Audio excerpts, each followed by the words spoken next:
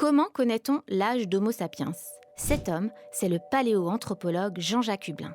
Et grâce à lui, on sait aujourd'hui que notre espèce a non pas 200 000, mais 300 000 ans. Pendant des dizaines d'années, il a enquêté avec les meilleurs experts internationaux sur des crânes trouvés à Djebel Irhoud, au Maroc. Ces crânes ont permis de vieillir Homo sapiens de 100 000 ans. En 2017, le monde entier apprend la nouvelle. C'est un séisme.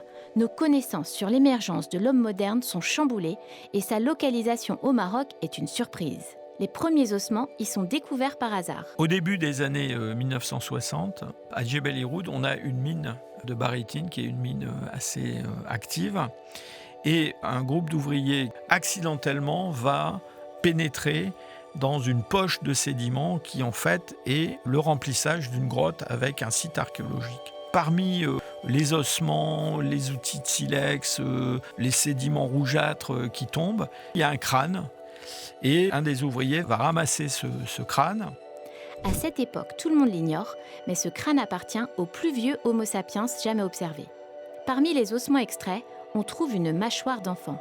C'est une pièce maîtresse, mais les chercheurs ne le savent pas encore et elle va être archivée dans un tiroir pendant des années avant que Jean-Jacques Hublin ne soit missionné pour l'étudier vers 1979-1980. Nous comparons cette mandibule à des mâchoires d'enfants néandertaliens, sapiens. Et donc assez vite, on va se rendre compte que dans le fond, l'interprétation qu'on avait faite jusqu'à présent d'autres fossiles venant du site de Djebel Irhoud, sont des interprétations qui ne tiennent pas la route. On voit tout de suite que cette mâchoire n'est pas une mâchoire d'homme de Néandertal, même enfant. Et au contraire, elle évoque des formes de sapiens très anciennes. Pour en avoir le cœur net, il faut retourner sur le site. Il faudra 20 ans pour trouver les fonds nécessaires, lancer une campagne de fouilles ambitieuse au Maroc et 10 ans de recherche sur le terrain et en laboratoire.